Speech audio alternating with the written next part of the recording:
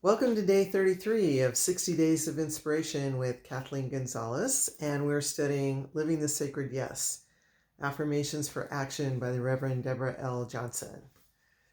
And, some days are easier than others when it comes to spiritual practice. And today, for me, has been a tough day.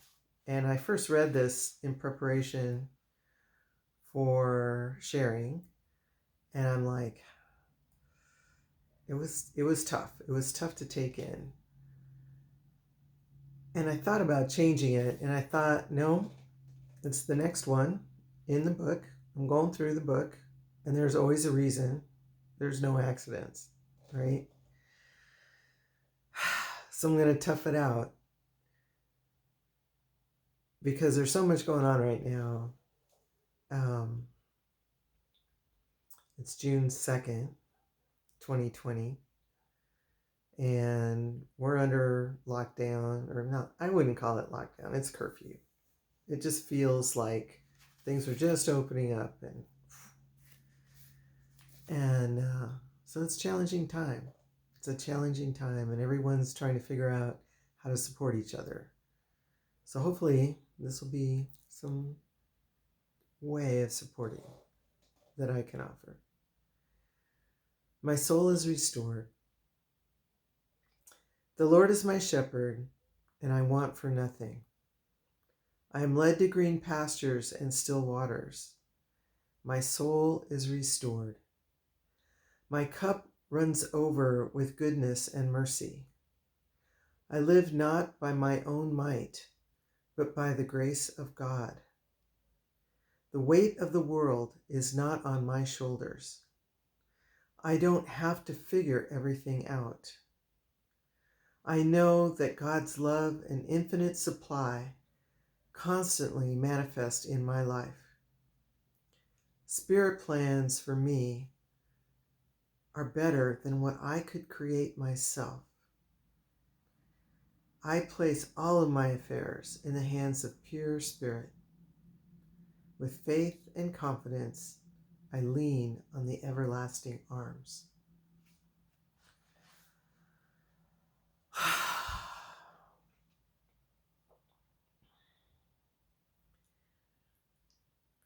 The Lord is my shepherd, and I want for nothing. I am led to green pastures and still waters. My soul is restored. My cup runs over with goodness and mercy. And I have to say that if I want to get there, all I need to do is meditate. If I meditate, I can get there. I can get to the green pastures. I can get to the still waters. I can step back from the drama and real drama and real trauma of life right now, and step into a much calmer, much more aligned place. And I think this is where we connect with our dual nature at this point, of a divine spirit being having, a human experience.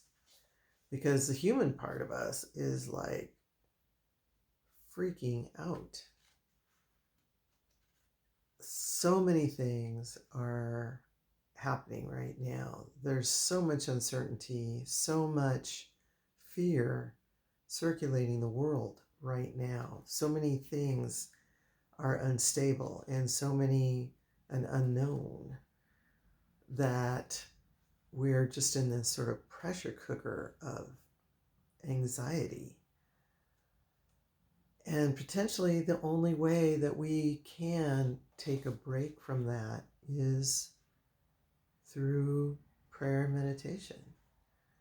To step back out of this world and into spirit, which is, the words that came were eternal resting place. So we have an eternal resting place. We don't have to be dead to get there. We can meditate there. And when we do, We're led to green pastures and still waters, and our souls are restored. My cup runs over with goodness and mercy. I live not by my own might, but by the grace of God. So we don't have to pull up the energy to keep going. Fear, the fear hormones in our body, start to inhibit the vitality in our body. It inhibits our body's processes of getting nourishment from our food, and it starts affecting all different aspects. And so it's really important to release these chemicals, these brain chemicals, and get the good brain chemicals in. And what brings the good chemicals in, right? What makes us feel good? A lot of it is being with other people and loving other people and hugging, and a lot of things that we don't get to do now. And I had one teacher over the weekend say, just hug yourself. And in a way, that's like one of the ultimate brain hacks right now. It's hugging yourself, because it helps the body release the chemicals, the good feeling chemical hormones that it needs to calm us down. So we can't be out there hugging our friends. We can hug ourselves. And our body, honestly, our brain can't tell the difference.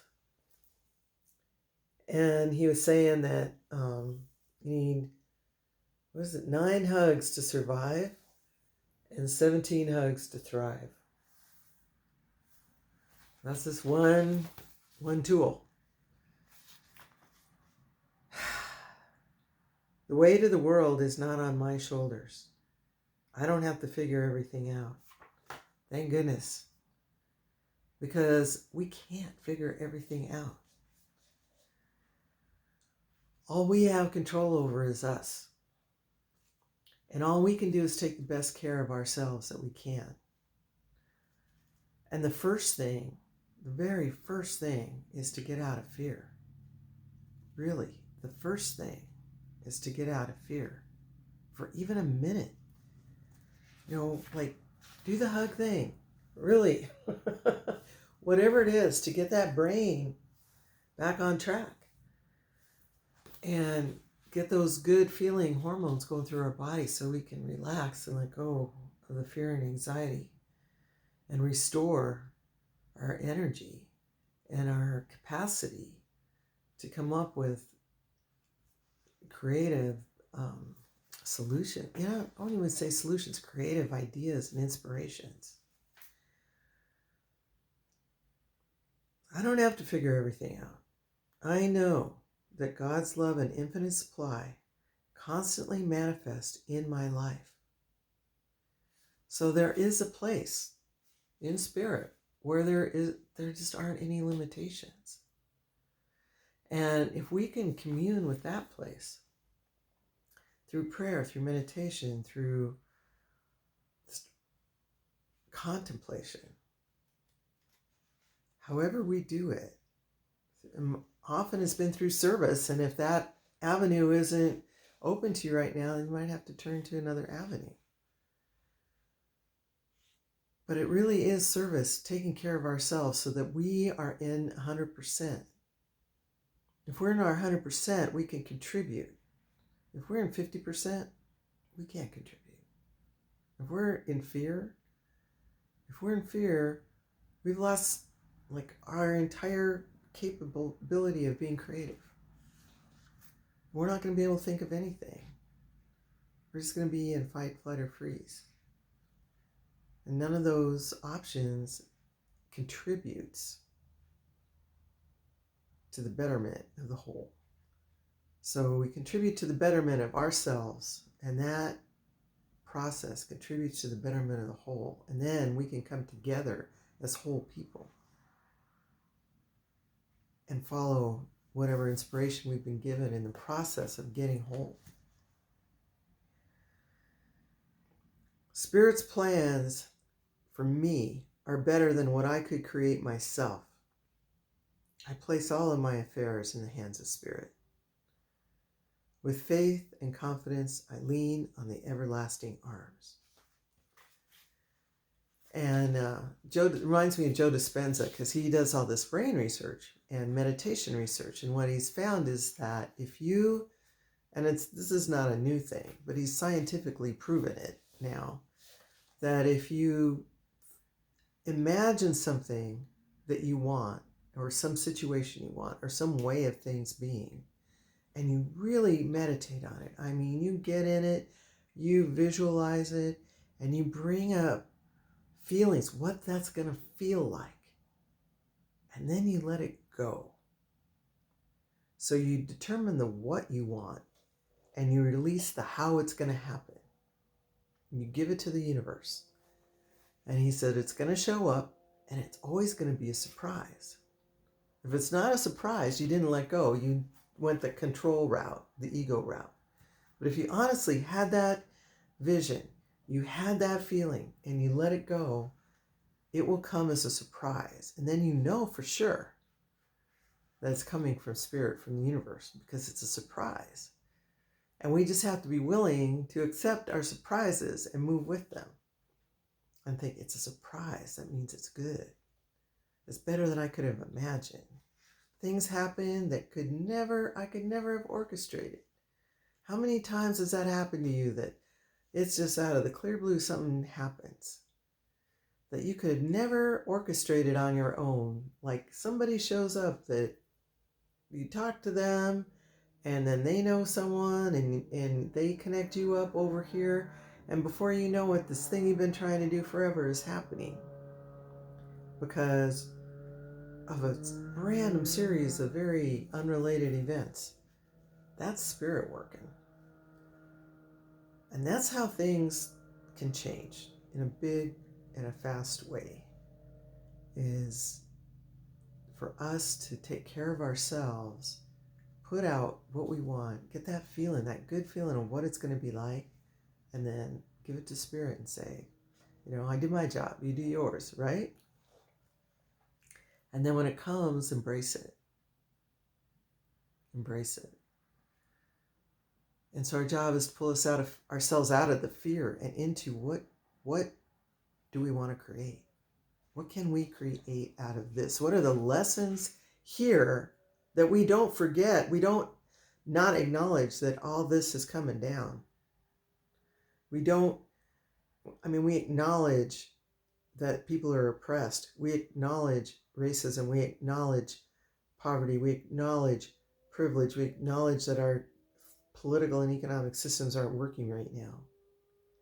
We acknowledge that there's a unknown, invisible threat of this virus that is affecting the world in one way or another, and acknowledge that, and then have our vision. Let's sit long enough to get out of the fear and have a vision for what we want, and take our power, like yesterday, take our power and put energy in that vision, put feeling and emotion, and positive emotions of joy and gratitude and love in that vision, and then let it go and see what happens. And the more we do that, the more we create that. If we are in fear and we create worry, we're creating more of that too. So how do we control what we can control, which is us? Each individually controlling ourselves, pointing ourselves in the direction of a positive vision, and putting our energy in that vision, and then letting it go.